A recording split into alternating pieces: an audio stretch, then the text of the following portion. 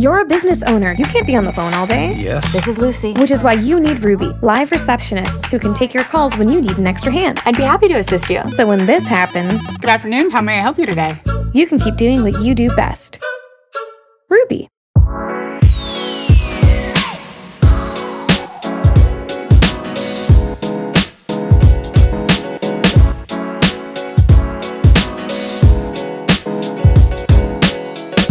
Welcome to RoofTalk, a production of the National Roofing Contractors Association. This podcast is produced by Told You So Media, and I am your host, Crystal Ribble. These episodes help inform us on current trends and happenings within our industry. And we're going to talk about something today that we're all aware of, but I don't know that we're aware of all the complexities of it. We are complex creatures, and we can use all the help that we can get in navigating emotional highs and lows, self-esteem issues, relationship struggles, and the constant process of learning and growth is happening not only in our life, but in our work life as well. So today I'm joined by two people that are going to help me discuss these issues within our industry. Help me welcome Houck McCaffrey, Chief Wellness Officer at Houck, and Paul Reed, co-founder of Roofers in Recovery. Thanks for joining me, guys. Thank you. Glad to be here. So let's talk about the problem of wellness and mental health and the things within our industry that can cause this to be a difficult thing to navigate. And then we'll kind of move on to some of the solutions that we have, the solutions that the two of you put into the industry with your work. So first and foremost, I know that some people that are roofers maybe experience that roofing is a stressful job, but it's physically demanding. And how does that type of work environment affect your mental health? That's a great question. So, I've been in the roofing industry now, celebrating, I guess, my 34th year, right? And so I've been around since I was 18 years old. I'll be 52 here this month. And so it was something I think that I just kind of grew accustomed to, and I just kind of thought this is how life was. And I'll be, very honest, as a person that's been in sobriety now, going on for 18 years and have had some mental issues and things like that. I never really understood like the statistics of where that went until a few years ago, listening to McKay speak on the statistics of, being in the roofing industry. We're 7 times more likely to have mental health issues than, than standard industries, excuse me. And so that was very eye-opening of like, holy moly, like we have a huge issue in our industry, and, we have to do something about this. Yeah, I think when you look at the industry overall, like suicide and opioid overdoses, the construction industry is consistently one of the top for that. And actually looking at opioid overdoses, construction is number one, and roofing is the number one trade out of all construction industries, for opioid overdoses. And you think about how physically demanding and stressful the work is, and that physical pain and that fatigue doesn't just stay physical. It can impact your mood, it can impact your emotions, your mental health. And I think when things are hard on your body, it can be hard on your mind too. And so many people in construction and roofers especially are taught to like power through that, power through that pain. But if we power through with our mental health and don't ask for help when we need it or reach out for support, that's only going to cause more issues. So I think a lot of it is just the culture of powering through and that tough guy nature of just getting the job done and keep going, but not actually pausing and asking for help. It's a great point, Kara, because I think a lot of guys, the reality is it's mainly, on crews, right? If we're talking about crews, it's mainly men out there, I would say probably the high 90s, right? And I think there's this attitude and this, machoism of like, oh, it's not that bad, rub a little dirt on it, your back don't hurt, your knees don't hurt, you're fine, quit being a little baby. I think there's a lot of that goes on. I just saw a shirt recently at a meeting I was at last week with a roofer, and on the shirt, it had a picture of a roofer like nailing down shingles on a roof. And then the tagline on the t-shirt said, "Suck it up or you can't be a roofer." And I looked at that and I was like, that's exactly the point. Like you can't suck it up when it has to do with your mental health. Like you need to reach out for support, but it's just that mentality and how the culture is and how it's been for many years. Yeah, so that was one of my questions, is this toughness is tied to your self-esteem. And is that Where does that come from? It's just always been that way? Like it's a tough job, so you need to be tough and like you said, suck it up? I mean, yeah, when I came in the industry when I was 18 years old, there was, back then even there were say harnesses and things like that for safety stuff, but you would be made fun of if like you went and put a harness on, right? Because that's just talking in actual safety of not falling off the roof. If you put a harness and you were really safety conscious or you roped things off, tied things off, like there was, to me, like again 34 years ago, that's where it started for me, was just even in the safety culture of like, man, you're not a man if you're worried about falling off the roof. That comes with the job. You're going to fall off, and drink a beer if you do, take this pill if you do. Like that was the culture. And I think hopefully times are working to change on that, spectrum too. Hopefully it's gotten better with fall protection and stuff. NRCA does so much with education around that. But, I think there's been progress on the mental health side and talking about it, but there's so much more progress. And that's so neat to like hear that historical reference of that comparison, because I do think it's just kind of partly how it's always been, but hopefully we can make progress similar to how we've done with physical safety. Next step is prioritizing mental health safety just as much as traditional physical safety. But I think the job has just always been built on doing those hard things and powering through. And men especially, it's hard to reach out for help. So I think that is just kind of tied to your self-esteem in a way of like, if I need help or I need support, if I can't do it on myself, it makes you feel less than or makes you feel weak. But that's not weakness. That's strength to reach out for support. But I think that's just kind of ingrained in how it's been.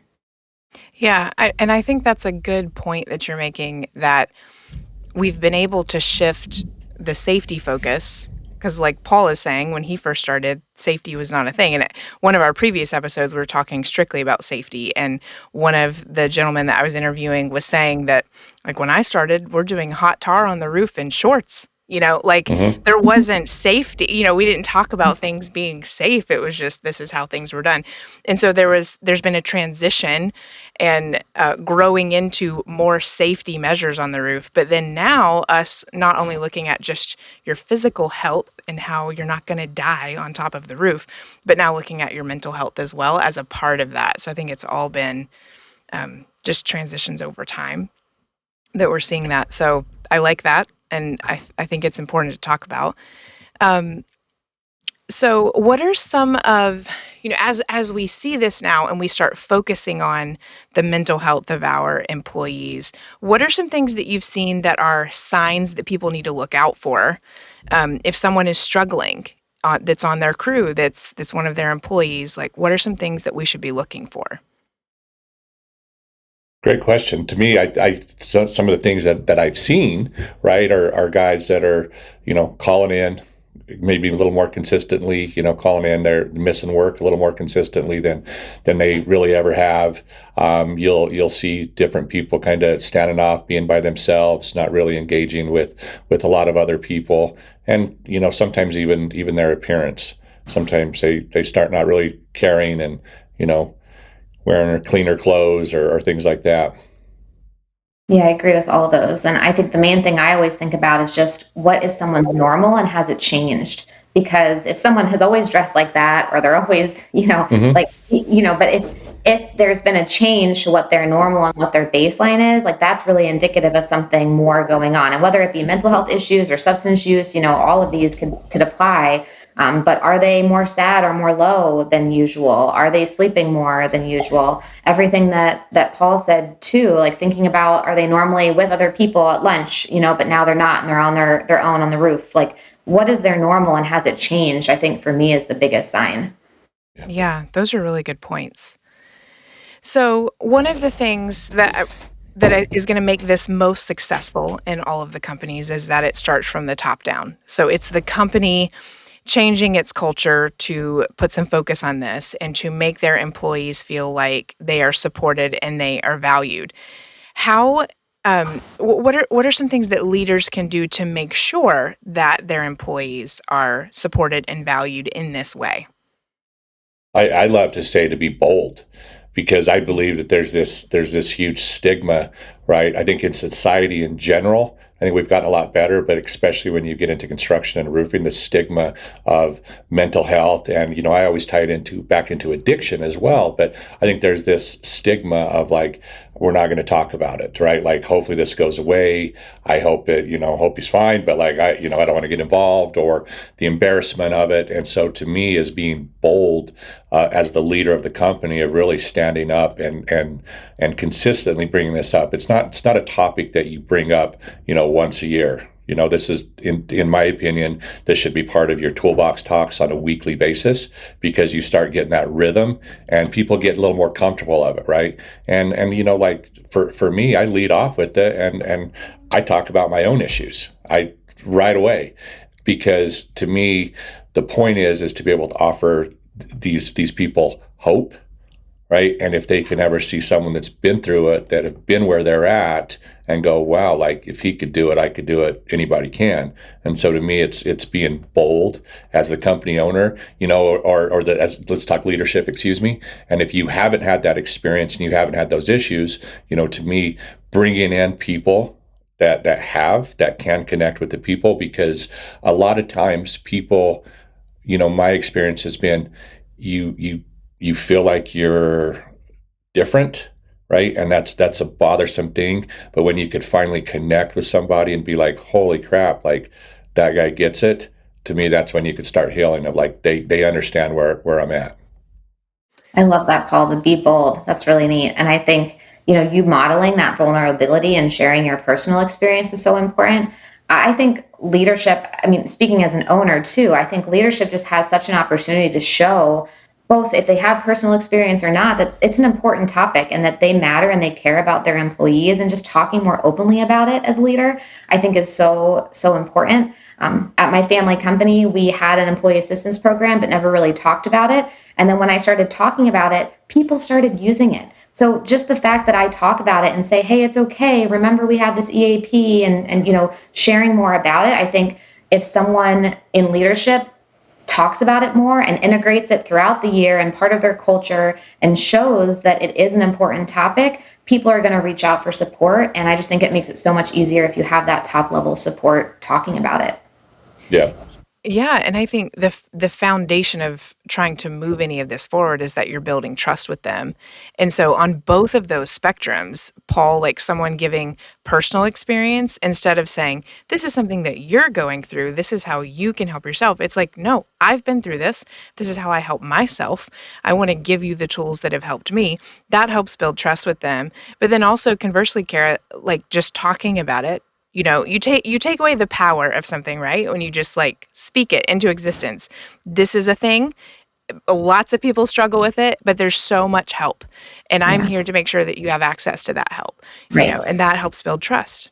And I share the story of my brother and how I lost him over 20 years ago to suicide. So even though it wasn't something like personally myself that I've struggled with, someone that I love dearly has gone through it. And I feel like I can share that story and say that he was in construction, and prioritize taking care of yourself in that aspect too. So I think anytime you can model it and let people know that it's okay to talk about, you're going to help someone. Sure. I also think being aware, right? The reality is, mental health and addiction both affect every single one of us. Right. And you look at your own company, your own community, I promise you that there's someone in there that's going through some stuff, right? That if you are to kind of pay attention a little bit, you can see and be able to, intervene and ask some questions and be there to support them, right? Because the easiest thing to do is to put your head down, put your head in the sand and go like, it's not happening here. We got a great culture. Everybody's good, blah, blah, blah. But like the statistics show that it is in every walk of life, especially in our industry. It's in every walk of life. I could promise you it's in there. I mean, for our company, we have over close to 500 employees. Guarantee there's a handful, right, of people that are going through some things. It's just the statistics are going to show that. Yeah. Yeah, totally. What do you, sometimes I feel like these things go hand in hand, and other times you maybe can see differences. Do you see any difference between if someone's struggling with mental health or someone struggling with addiction? Again, they can go together hand in hand, but do you see signs that are that are different with either of those that people should be looking for? I think Go a ahead, lot of Carrie. it. I think a lot of it overlaps. I think, with addiction and substance use, there might be something a little bit more visible to the outside than there might be for mental health. Like if someone you can smell it on them, or if they look differently. I think mental health can be hidden sometimes a little bit more, but I guess addiction can be hidden too. Paul, I'd be interested in your thoughts on that. The differences there. Yeah, I think they go, in my opinion, they kind of go hand in hand. There's usually, both going on. I shouldn't say usually, but quite often there's both things going on. I think the signs are usually going to be the same. Sometimes with the addiction, you may call in a little later, things like that. But they're hand in hand, because a lot of times with the mental health, like my struggle with that, I think I had some issues going on and self-medicated to try to feel better, right? That turned into, a meth addiction later on, which made the mental health a lot worse. So they're just hand in hand, in my opinion. Yeah, addiction can compound any kind of mental health issues. Thanks Yeah. for sharing that, Paul. And I think that also brings up a point of it can start as self-medicating to handle pain or to Hmm. handle a tough time. It can start as like coping and then turn into something more and easily escalate into addiction, because it is so easy to get addiction. And you could, get a medication from a doctor. It couldn't even just be self-medicating. You could legit get a pain medication from a doctor because you hurt your back and still get addicted to it, which kind of leads into, why things are in roofing too, when you think about pain management. Yeah, that's true. Roofs protect what matters most. June 7th to 13th is National Roofing Week. Share your photos and stories of standout projects, amazing teams, and community impact. Let's show the world why roofing matters. So let's talk a little bit about what each of you are doing that are some solutions to some of the problems that we're having. Paul, let's start with you. Can you talk to me about how Roofers in Recovery came to be? Yeah. So I'm a person of long-term sobriety, 18 years. And, when I got sober back in 2007, like I did not come from money. My family did not have money. I obviously had spent most of my money on buying drugs. But even back then, 18 years ago, rehabs were very expensive. And, I would say the majority of people that are addicts or alcoholics or whatever don't have insurance, right? So you're kind of left to your own device. And somehow, some way, I always say through God, I was able to get into a rehab. My family and friends scraped and saved and maxed out credit cards and paid for me to get into rehab. And so I went, and I was one of the fortunate people, lucky people that, have stayed sober since then. And I always say I'm a little bit of a slow learner, because one day I was kind of driving down the road and I went, holy moly, like people really helped me out. Like that was a lot of money that they scraped together to put me into rehab. And, we really need to give back, because there's kind of a philosophy really in AA that you can't keep what you have unless you're willing to give it back. And so it's something we try to do. And so just randomly called a friend of mine that I'd actually just met a few months before, that's also in the roofing industry, Eric Obrandt, out of Nebraska. And he's a person of sobriety as well. And we're like, hey, let's throw a little bit of money together. We both had a pretty good year in roofing. Let's throw a little bit of money together and let's send someone in roofing into rehab. And he's like, that's a great idea. And so that's something we did. And so we randomly, I don't know even how, we came across somebody in the industry that neither one of us even knew, and put him into rehab. And that felt really good and it was rewarding. And so we're like, let's start Roofers in Recovery. And so we started doing that and started hosting meetings at, different conferences and recovery meetings on Tuesdays and Thursdays. And we've been running that since then. And it's been, I don't know, probably 8, 9, 10 years that we've been able to do that. And since then, it's a nationwide nonprofit. And that's what we do, is we send men and women in the roofing and construction industry to rehab. And our primary purpose is really to help build a new life for them and to put families back together. I love that. Can you re-say, because I want to make sure that everybody that's watching or listening to this can hear this again. So you said you can't hold on to what you have unless you're willing to give it away. Is that how you said it? Yeah. You Yeah. can't keep what you have unless you're willing to freely give it back.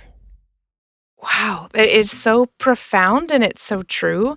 And you've Mm. been able to put that into practice with this program because talk about the importance of the access to, like you said, if you don't have money, you don't have access to the type of treatment that you need to be able to get out of Yeah. whatever you may be going through. No, it's such a huge thing because it's expensive to go to a rehab. It's expensive to go into different things, and yes, there are AA and NA and all these meetings that you can go to for free, but sometimes people need to be able to literally. I'm not going to say be locked up, right? Because you're not locked up at rehab, but you need to go somewhere and have a reset for 30, 60 days, right?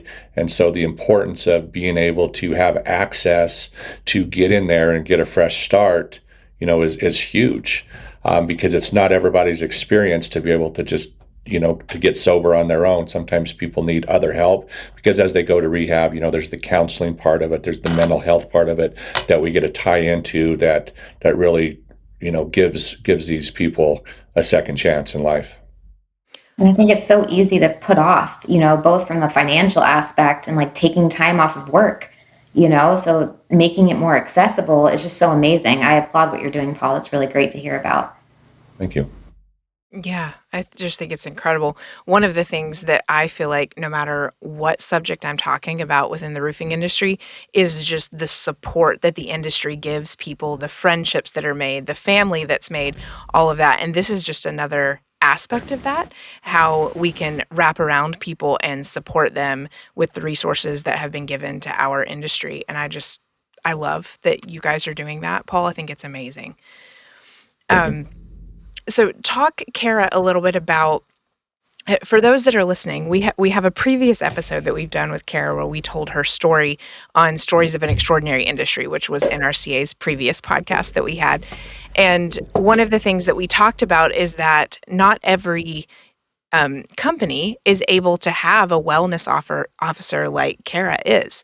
But there are things that you can implement at your company if you do not have someone that is strictly focused on the wellness of your employees. There are things that you can do to make sure that they are able to come to you when they need help and that you can support them. Kara, can you just give some insight into that and speak to that a little bit for contractors that may need to know that? Yeah, sure. I think part of it as an employer, like thinking about what Paul just mentioned about the access to healthcare, I think as an employer, being supportive of your employees and making sure that they're able to take that time off to go to rehab if they need it and that they can go to you to find what resources and support are available. It's hard to navigate the healthcare system sometimes too, even if you have healthcare insurance. So being an employer who has a second chance drug policy that can get people connected, that you're offering benefits like an employee assistance program, that you are offering health insurance if you can, that you are connecting people with that and honoring them and giving them the time off. Do they have a job when they come back? I think part of it is having a supportive employer that can make that even possible and make it okay to get that help. I think there's so much that companies can do around just awareness and communication and education. There's so many different trainings out there, whether it be Vital Cog, that's something that we do at my family company at Houck, or QPR, or mental health first aid. There's so much education you can give to people and just communicating it out in different ways, newsletters, emails, texts. Like you don't have to have a chief wellness officer to do these things. Have safety, incorporate it into their toolbox talks. Paul mentioned that. That's such an easy thing to just incorporate it into physical safety. Your HR team, can they send emails or text out or newsletters about different healthcare benefits so people know if you are trying to go through recovery, what are your options? What is the EAP? Just communicating and educating people about this, I think, is really huge.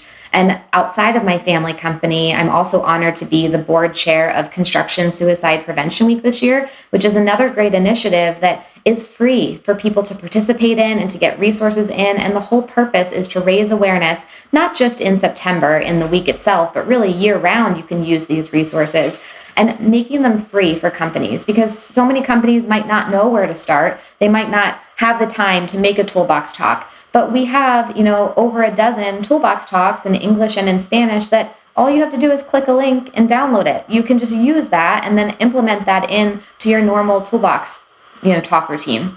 There's webinars to learn more. There's speaker sourcing guides. So, if you want to bring someone in to speak on the topic, if you feel like you aren't equipped to do it, you can bring someone in. You can participate in the National Stand Down in September, where everyone comes together for a moment of silence. Like, there's so many free resources there that you can use to have as a starting point. You don't have to have a dedicated person at your company. Just figure out how you can use some of these free resources to build awareness and have people know what support's out there for them. So definitely check that one out. Yeah. And there's also CIASP, Construction Industry Alliance for Suicide Prevention. They have free resources as well, and that's another great group. So there's so much out there that you can use as a starting point. Don't feel like you have to start, on your own and do it yourself. Yeah, It's being bold. Like you mentioned, there's so many tools out there. There's a lot of different resources. There's a lot of there's a lot of great people that care, right? But it's going to start with your leadership at your company to be bold and to recognize that this is an issue that we have going on, right? Not only in the world, but specifically in our industry. Go back to the stats, 7 times more likely to have these type of issues. And I don't know if those stats have changed, so I hate to keep quoting things, but that was the last one I heard, was 7 times more likely. But being bold and actually just talking about it and offering that support. It's where it starts. Absolutely. Yeah, you have to acknowledge that it's there. Ignoring it doesn't make it go away. It's there. Well, I am so thankful for you taking the time to just sort of show us what's happening in your world and what access we have through the rest of the industry to all of these things. We will make sure that there are lots of links for you in the show notes to all of these different things, or you can also play it back and you can write down everything that Kara just said about all the places to go.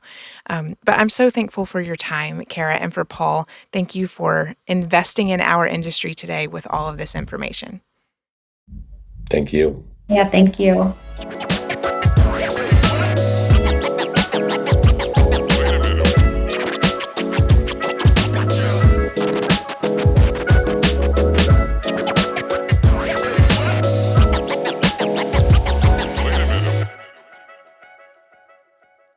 This podcast is produced by Told You So Media. Told you so!